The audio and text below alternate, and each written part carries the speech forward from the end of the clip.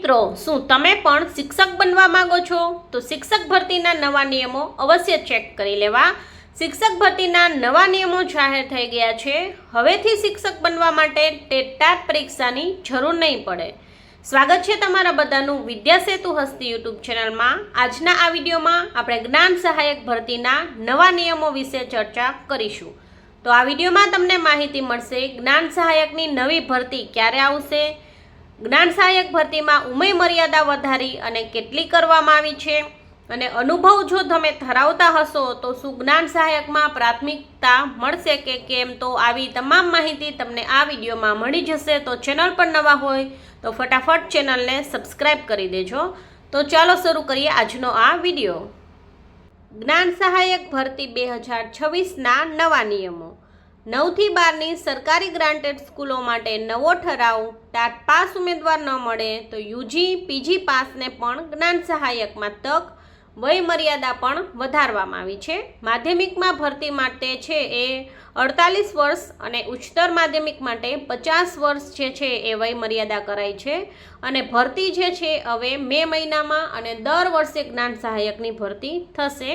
ડિટેલ્સમાં માહિતી મેળવીએ તો સરકારના શિક્ષણ વિભાગે છે એ 9 થી 12ની જે સરકારી ગ્રાન્ટેડ સ્કૂલોમાં ટાટ આધારિત જ્ઞાન સહાયકની ભરતી માટે નવો ઠરાવ રજૂ કર્યો છે. એનઈપી 2020 હેઠળ હવે દર વર્ષે છે એ જ્ઞાન સહાયક ભરતી થશે.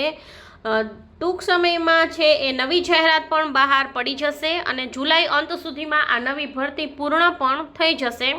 તો સેકન્ડરી અને હાયર સેકન્ડરી માટે જ્ઞાન સહાયક જે છે તેની નવી ભરતી આવશે, જેમાં નવા નિયમો ઉમેરવામાં આવ્યા છે. વય મર્યાદા વધારી છે. વય મર્યાદા સેકન્ડરી માટે 48 વર્ષ અને હાયર સેકન્ડરી માટે 50 વર્ષ કરાઈ છે. તો તમારી જો પણ ઉંમર છે એ વધી ગઈ હોય અને તમને જે છે એ વિદ્યા સહાયક કે શિક્ષણ સહાયક ભરતીમાં ન મળતું હોય તો જ્ઞાન સહાયકમાં તમે ફોર્મ ભરી શકો છો. પરંતુ આ ફક્ત જે છે એ 11 માસના કરાર આધારિત ભરતી છે. તમને કોઈ પણ રીતની સરકારી નોકરી છે એ મળી ગયેલ નથી. એટલે કે 11 માસ બાદ તમને જે છે એ સ્કૂલમાંથી કાઢી મૂકી શકે છે, પરંતુ કરાર છે એ રિન્યૂ કરવામાં આવે છે.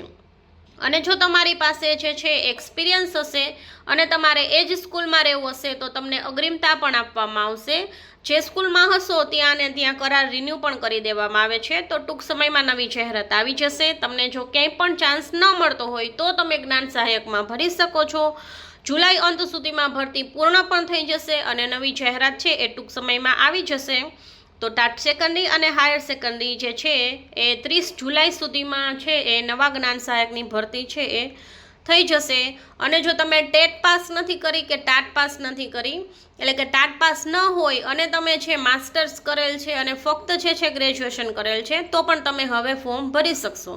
જો ટાટ ક્વોલિફાઈડ ઉમેદવાર નહીં મળે તો તમને છે એ ભરતીમાં ચાન્સ લાગી શકે છે. તો આ બધા જે છે આ રીતના નવા નિયમો છે એ રજૂ કરવામાં આવ્યા છે. જો તમે દ્વિસ્તરીય ટાટ પાસ ન કરી હોય અને તમે જે છે એ જૂની ટાટ પાસ કરેલ હશે તો પણ તમને જે છે એ જોબ મળવાના ચાન્સ છે. તો તમે ખૂબ ઘણા સમય પહેલાં જે એક સ્તરીય ટાટ પરીક્ષા હતી એ પાસ કરી હશે તો પણ તમને જોબ મળી શકે છે. અને જો તમે ટાટ પાસ ન કરી હોય, યુજીપીજી હોય તો પણ તમને જોબ મળે છે. પરંતુ જો દ્વિસ્તરીય ટાટ હશે તેને પ્રથમ પ્રેફરન્સ આપવામાં આવશે. ત્યારબાદ છે એ જૂની ટાટ પાસ કરેલ હશે તો તેને ત્યાર પછી જે છે એ ચાન્સ આપવામાં આવશે.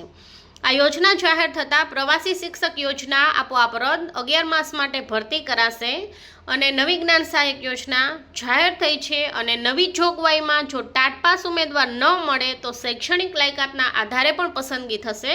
કેમ કે હાલમાં છે એ શિક્ષકની ભરતીની ખૂબ ઘટ છે.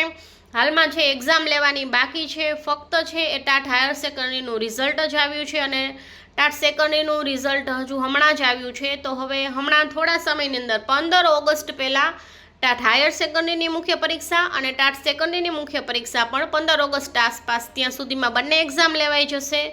એ પહેલાં જે છે એ આ જ્ઞાન સહાયક યોજના લાગુ પાડવામાં આવશે. ત્યાં સુધી વિદ્યાર્થીઓનું ભણતર ન બગડે એટલા માટે છે આ કરાર આધારિત જ્ઞાન સહાયક નીમવામાં આવશે. એટલા માટે તમારે ખૂબ ખાસ ધ્યાન રાખીને જ ફોર્મ ભરવું. કેમ કે નવી જ્યારે ભરતી થશે ત્યારે તમને સ્કૂલમાંથી છે એ રજા આપી દેશે. તો તમારી પાસે કોઈ પણ પ્રકારની જોબ ન હોય તો તમારે જ્ઞાન સહાયકમાં ફોર્મ ભરવાનું છે, કેમ કે આ ફક્ત કરાર આધારિત ભરતી છે, નવી ભરતી થશે અને જો એ જગ્યા બતાવેલી હશે તો તમારે છે એ ત્યાંથી નિમણૂક છે એ તમારી આપોઆપ રદ થઈ જશે. એટલે તમે ટાટ પાસ નથી કરી શક્યા તો તમે જોબ લઈ શકો છો અને ફક્ત તમારી જે છે એ બીએડ પ્લસ સ્નાતક હોય અથવા અનુસ્નાતક અને બીએડ કરેલું હોય તો તમે ફોર્મ ભરી શકશો અને જૂની ટાટ હશે તો પણ તમે ફોર્મ છે એ ભરી શકશો.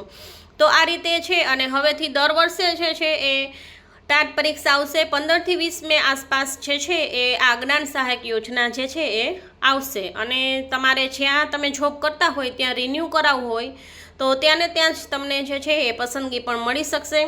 આ માટે તમારે જ્યારે જાહેરાત બહાર પડશે ત્યારે ફોર્મ ભરવાનું થશે અને તમે જે તે જિલ્લાની અંદર તમે ઓનલાઈન પસંદગી પણ કરી શકશો અને તમારી પસંદગી અને મેરિટને ધ્યાનમાં લઈ અને તમને જે છે એ તમારી સ્કૂલ જે છે એ મળી જશે.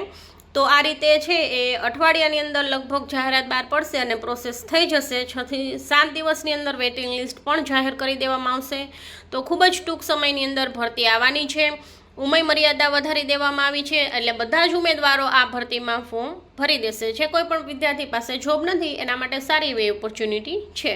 તો આ રીતે તમે જ્ઞાન સહાયકમાં ફોર્મ ભરી શકો છો અને વિદ્યા સહાયક ભરતી છે એ જ્યારે આ હાયર સેકન્ડરી અને સેકન્ડરીનું પૂર્ણ થશે ત્યારબાદ ટેટ ભરતી પણ છે એ ટૂંક સમયમાં જ આવવાની છે. તો એ પણ તમે તૈયારીમાં રહેજો અને લેટેસ્ટ તમારે તમામ ટેટ ટાટ ભરતીની માહિતી મેળવવી હોય તો ચેનલને સબસ્ક્રાઈબ કરી લેજો અને વિડીયો સારો લાગે તો લાઇક અને શેર કરી દેજો. કંઈ પણ પ્રશ્ન હોય તો કમેન્ટ બોક્સમાં રજૂ કરજો જેથી કરીને તમને છે એ જવાબ મળી જાય. ફરી મળીશું નવી માહિતી સાથે. ત્યાં સુધી આવજો.